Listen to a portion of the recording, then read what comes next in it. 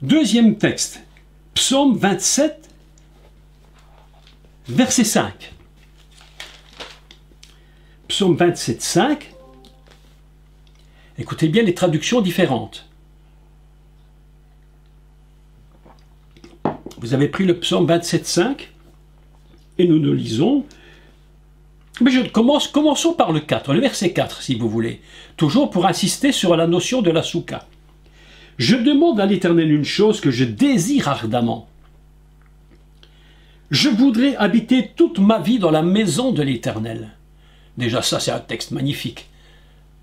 Hier soir j'étais à la radio et j'expliquais aux gens, mais ne perdez pas l'habitude d'aller à la maison de Dieu. Aujourd'hui, avec tout ce confinement, les gens n'ont même plus l'envie d'aller à la maison, ils ont pris l'habitude de ne plus y aller. Et je leur disais, mais s'il vous plaît, ne perdez pas l'habitude d'aller à la maison de Dieu. On peut être chez soi, c'est une bonne chose, mais la maison de Dieu, c'est la maison de Dieu. Il dit, je désire ardemment, je voudrais habiter toute ma vie dans la maison de l'Éternel. Écoutez la suite. Pour contempler la magnificence de l'Éternel. Ah, mes amis, combien nos églises devraient pouvoir montrer la magnificence de Dieu. Ah, pour admirer son temple, car il me protégera dans son tabernacle. Eh bien, mes amis, il me protégera dans sa souka. Voilà le mot choisi. Il me protégera dans sa souka au jour du malheur. Écoutez bien le texte parce que c'est vraiment très important de comprendre chaque mot. Ainsi, la souka, ce n'est pas un mot qui est choisi par hasard. Lorsque Yaakov construit des soukotes, il y a une connexion avec le ciel. Et c'est là que le Mashiach Yeshua, lorsqu'il parle avec ses disciples, avec ses frères, ses disciples, ils ne comprennent pas ce qu'il dit. Parce que le Mashiach, il fonctionne dans une autre dimension. Il est complètement connecté. Il dit, votre temps à vous est toujours là. Le mien n'est pas encore venu. Ce qui va se passer là-haut n'est pas encore venu pour moi. C'est pas encore le moment. Mais le temps vient où ça va se produire. Par contre, à la fête de tabernacle, à la fête de Sukkot, ici à Jérusalem, oui, là je vais y aller. Et c'est pourquoi il y a cette difficulté de compréhension des gens. Ils ne comprennent pas comment fonctionne le Mashiach. Les dimensions dans lesquelles il fonctionne ne sont pas les mêmes que celles qu'on imagine. Écoutez le texte. Donc, car il me protégera dans sa soukate au jour du malheur, dans sa soukote au jour du malheur. Psaume 31, 21. Psaume 31, 21. Tu les protèges sous l'abri de ta face contre ceux qui les persécutent.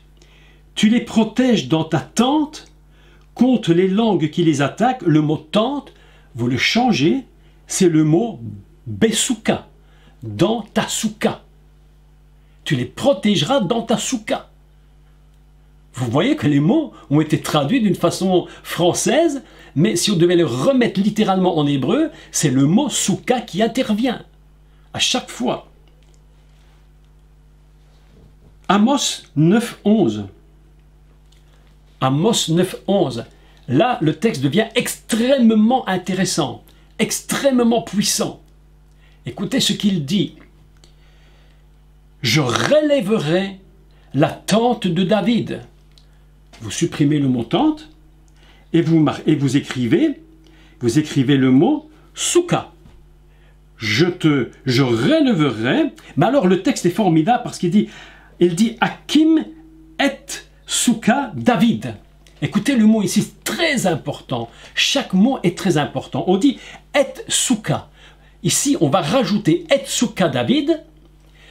Premièrement, je rappelle que David, c'est un mot absolu, un nom, et pas un prénom en soi.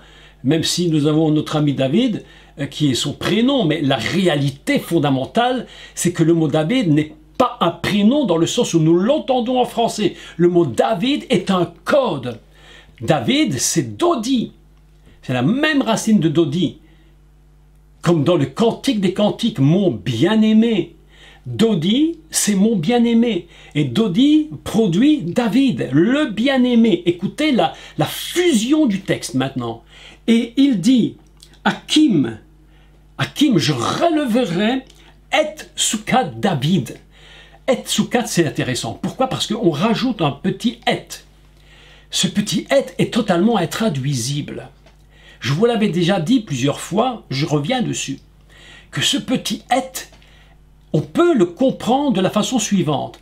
C'est comme lorsque vous dites le grec alpha et oméga. C'est-à-dire le commencement et la fin.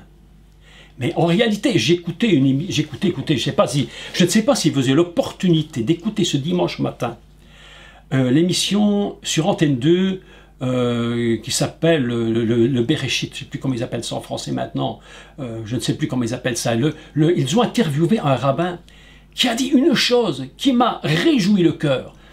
Réjouis le cœur, parce que parfois les gens ne comprennent pas ce qu'on explique. Ils disent, oui, vous racontez des choses, les gens parfois m'expliquent, ils disent, vous dites des choses et vous n'importe quoi. Mais ce rabbin dit une chose formidable, mes amis. Il a dit le petit « et », qui ne se traduit pas, il a dit, moi je l'ai traduit. Et le rabbin qui l'a interviewé lui a dit, mais qu'est-ce que vous avez écrit? Et il dit, j'ai écrit « Bereshit, bara Elohim, et hashamayim ve et haaretz ». Pourquoi le « et » Et alors il a traduit Bereshit bara, au commencement Dieu créa l'alphabet du ciel et l'alphabet de la terre. Ah, mais qu'est-ce que ça veut dire? L'alphabet du ciel et l'alphabet de la terre, le et. Eh bien mes amis, c'est Aleph, Tav. La première lettre est la dernière de l'alphabet hébreu. Ainsi, nous comprenons que toute la notion du ciel et de la terre est construite sur un principe fondamental qui est la totalité de l'alphabet hébreu, qui représente la totalité de la puissance divine que nous ne pouvons même pas imaginer. Et Hashamaim, l'alphabet du ciel, la création totale du ciel par la parole de Dieu. Chaque lettre a une puissance dans la création du monde. Chaque lettre a une puissance de la création des ciels. Ici, le texte est absolument impressionnant. Je relèverai. Il dit Hakim, je relèverai et Sukkot David. Toute l'attente de David par la parole de Dieu. Toute cette puissance de l'alphabet hébraïque que nous comprenons en tant qu'humains, en tant qu'alphabet, mais qui en réalité contient toute la Torah. Chaque lettre de la Torah est comprise dans ce « et », dans cette capacité de Dieu de créer quelque chose au niveau d'une parole dont nous ne pouvons même pas comprendre la puissance totale. Elle dit « et Sukkot », l'alphabet de la Sukkot, de David. Et lorsqu'il parle de David, alors là nous sommes dans une dimension fantastique, parce que nous n'oublions jamais que cette Sukkot David, c'est la Sukkot du Messie. Ce n'est pas la Sukkot seulement d'un homme qui s'appelle David et qui est roi, c'est la Sukkot de David qui est Mashiach ben David. Et jusque maintenant, je vous explique quelque chose d'important, et nous n'avons même pas encore commencé de parler de la fête de Sukkot proprement dite. Nous ne sommes en train de parler que du mot lui-même et de l'essence profonde qui est en lui. Mes amis, lorsque Yaakov va fuir Laban, lorsqu'il va partir et qu'il va rencontrer son frère Esav, son nom va être changé. Et il faut que tous ces processus soit établi pour qu'à un moment donné, Yaakov rentre dans la dimension Sukkot. Et c'est pourquoi le mot Sukkot est extrêmement important, parce qu'il va dominer au-dessus de Yaakov. Vous savez, je vous avais expliqué maintes fois que Yaakov, c'est la force de l'homme. Israël, c'est la force céleste. Et lorsque le Mashiach reviendra, ils reconnaîtront le Mashiach. Et à ce moment-là, Yaakov va disparaître et Israël sera complètement révélé au monde. C'est ainsi que la Sukkot céleste va couvrir complètement Israël. Et c'est ce qu'on appellera à ce moment-là la Sukkot de la grâce. Et cette Soukotte de la grâce va dépasser en puissance, en dimension absolument inimaginable la Soukotte de la loi. Ainsi, le peuple d'Israël pratique la loi, ils mettent en place les lois, ils font très attention de ce que chaque fête soit parfaitement établie selon ce que Dieu l'a dit. Mais lorsque la Soukotte de la grâce va venir, mes amis, à ce moment-là, ils vont passer dans une dimension complètement céleste. Et c'est totalement prophétique. Et les nations viendront dans la Soukotte d'Israël pour adorer le roi. Et ils seront complètement couverts par la grâce et par la Soukotte céleste. Mes amis, écoutez-moi. C'est pourquoi les textes que j'ai choisis dans les psaumes, il nous dit « Je relèverai Hakim, je vais relever Et, l'alphabet de la Soukotte de celui qui est Mashiach ben David. » Vous imaginez quelle force dans ce texte. Comment le mot Soukotte contient une telle puissance, une telle présence absolument inimaginable. Trois Soukottes qui vont être déterminées par l'essence même du mot. La Soukotte première, ce sera la Soukotte de la loi. Lorsque le peuple d'Israël va quitter l'Égypte, ils vont partir et la première étape qu'ils vont faire, c'est dans Nombre 35, verset 5. Prenez note de cela, n'oubliez pas, non, et nous allons le lire. Nombre 35, verset 5.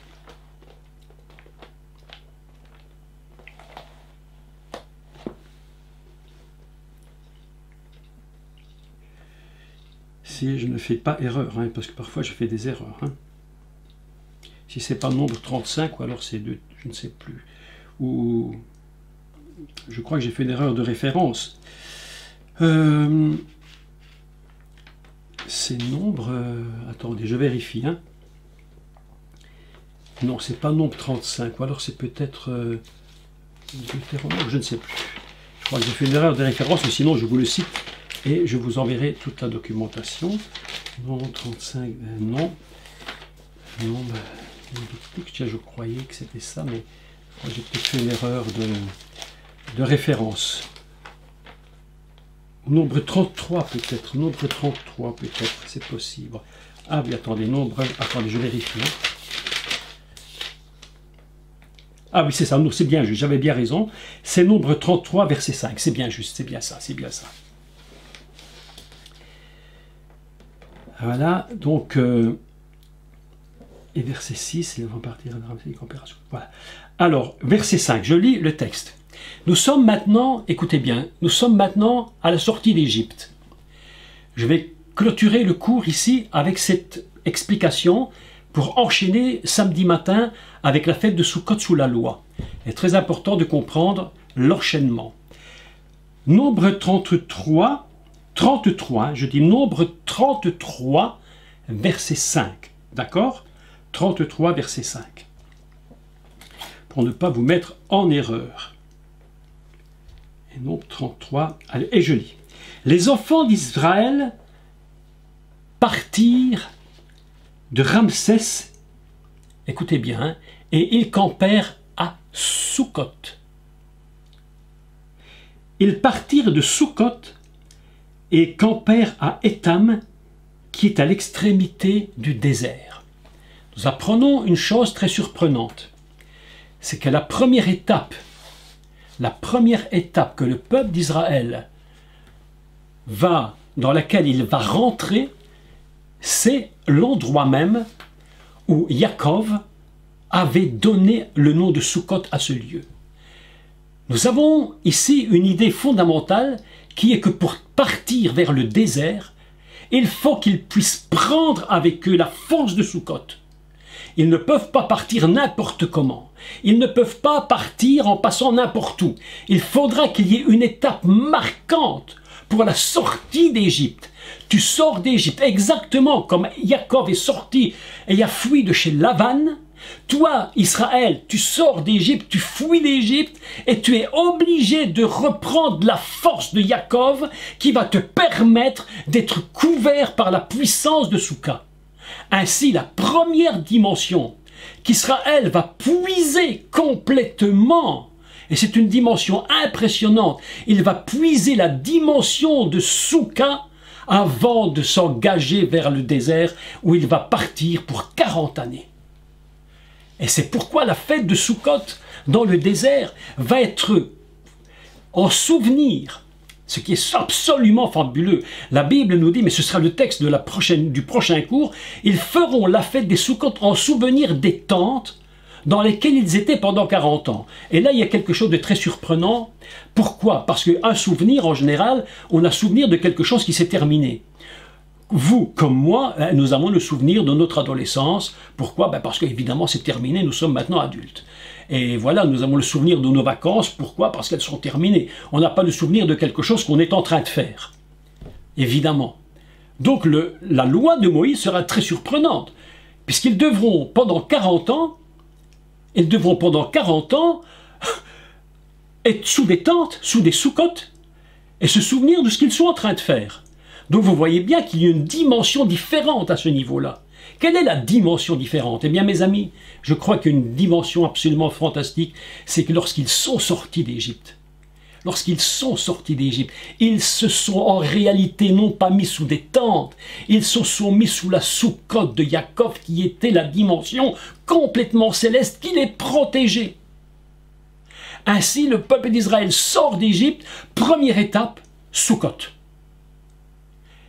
Et puis, lorsqu'ils ont pris la dimension Sukkot de Jacob, lorsque tout Israël est passé par cette étape de la Sukkot divine, établie par Jacob, la Torah nous dit directement, elle nous dit, ils partirent de Ramsès le premier mois, le 15e jour, le lendemain de la Pâque, et puis au verset 5, les enfants d'Israël partirent de Ramsès et campèrent à Sukkot. Et voilà un texte absolument très très intéressant. Ils vont s'installer. Le temps, si je peux l'exprimer, je sais que c'est une explication particulière, mais le temps de se saisir de cette Sukkot divine, de cette essence même de la présence divine. Ils s'arrêtent, ils vont camper là, ils s'arrêtent, ils prennent cette puissance, ils prennent cette énergie, cette force de Sukkot. Et la Torah nous enseigne, ils campèrent à Sukkot, puis tout de suite, ils partirent de Sukkot et ils campèrent à Étam, qui est à l'extrémité du désert, ou on pourrait le traduire encore autrement, qui est à l'entrée du désert.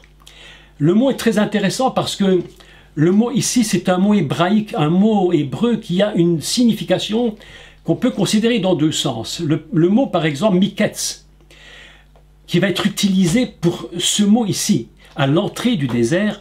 Le mot miketz est un mot qu'on retrouve d'abord dans le livre de la Genèse au chapitre, si je ne me trompe, au chapitre 3, où on parle de miketz hayom.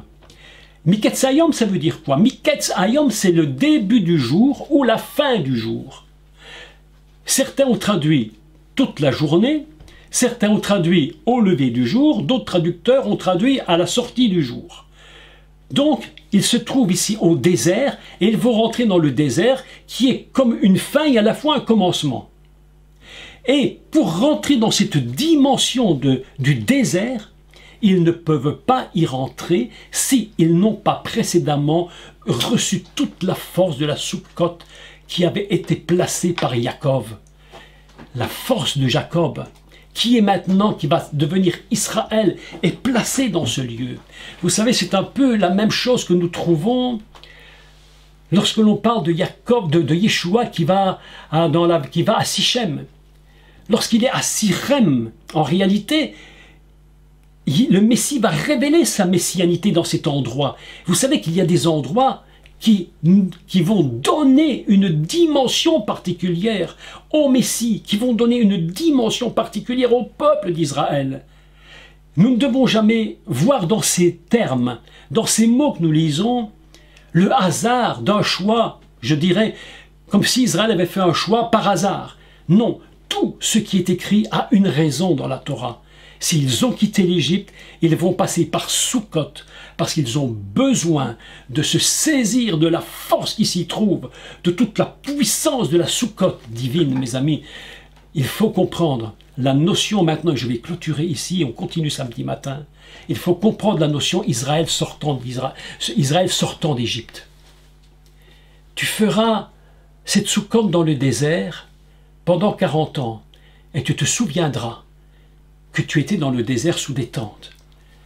Mais la première fonction d'Israël, lorsqu'ils sortent d'Égypte, ce n'est pas encore qu'ils sont sous les tentes dans le désert, c'est qu'ils ont pris la puissance de la Sukkot divine, placée par Yaakov lorsqu'il avait fui Lavan. Et nous sommes dans deux idées exactement, je dirais, parallèles, qui se ressemblent vraiment. Il faut qu'il y ait une fuite. Et vous savez que c'est lorsque nous sommes dans des moments très complexes de notre vie, c'est lorsque nous sommes dans des moments difficiles de notre vie, que nous nous rendons compte combien nous avons besoin d'être couverts par la Sukkot.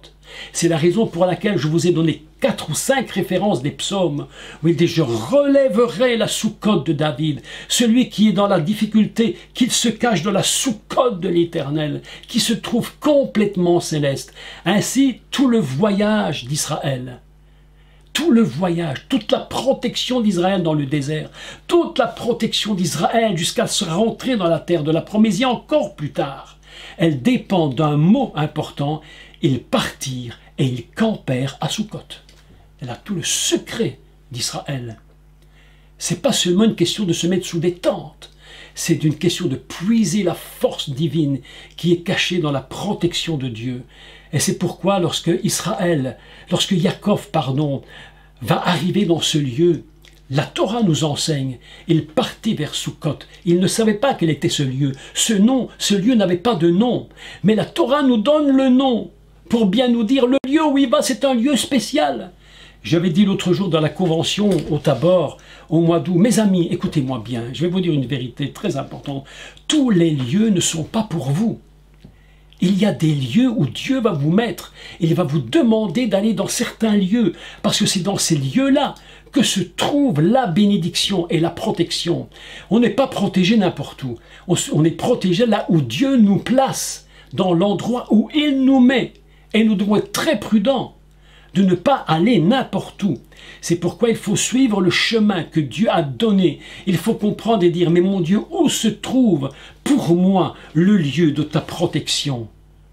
Nous sommes tous en train de marcher, et vous savez, nous sommes dans un désert du monde. Quoi qu'on pense, le monde dans lequel nous marchons est une sorte de désert hurlant, dans lequel nous avons besoin d'entendre la voix de Dieu.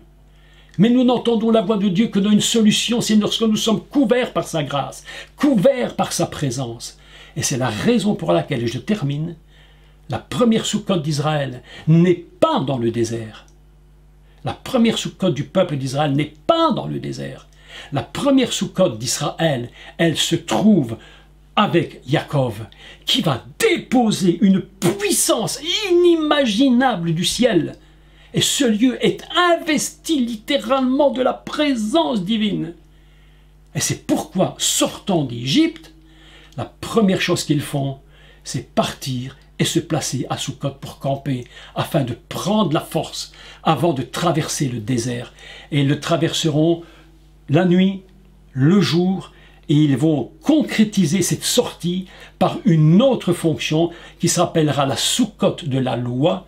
Et cette semaine, samedi matin, je vais vous enseigner qu'est-ce que la Sukkot de la loi et comment cette Sukkot de la loi va nous amener à la Sukkot de la grâce qui en finalité nous amènera à la Sukkot éternelle, celle que tous nous attendons avec le plus grand désir, et nous savons que le Seigneur le fera pour chacun d'entre nous si nous sommes fidèles, et si nous nous gardons dans sa présence. Voilà ce que je voulais vous dire aujourd'hui. Il est 21h57, nous avons passé une petite heure ensemble et je voudrais vous encourager à venir samedi matin 10h pile et nous allons parler de la Sukkot de la grâce et vous allez voir comment Dieu va leur demander et va leur donner les dimensions de ce qu'est réellement la Sukkot de la grâce en pratiquant la Sukkot de la loi. Voilà le thème de notre samedi matin. Je suis très heureux que nous ayons été tous ensemble aujourd'hui pour la reprise. J'espère que j'ai été assez clair pour vous expliquer un peu l'essence du mot. Et voilà, je terminerai toujours en vous disant, n'abandonnez jamais. Cherchez toujours le lieu où Dieu vous bénit et où Dieu vous protège. N'allez pas n'importe où. Toutes les montagnes ne sont pas pour vous. Tous les lieux ne sont pas pour vous. Il n'y a qu'un lieu où Jacob a été. Et ce lieu où il a été était déjà prévu par Dieu. Et ça, il savait que c'était là, que toute la bénédiction serait pour Jacob. Donc voilà ce que je vous dis et je vous encourage à ne jamais abandonner.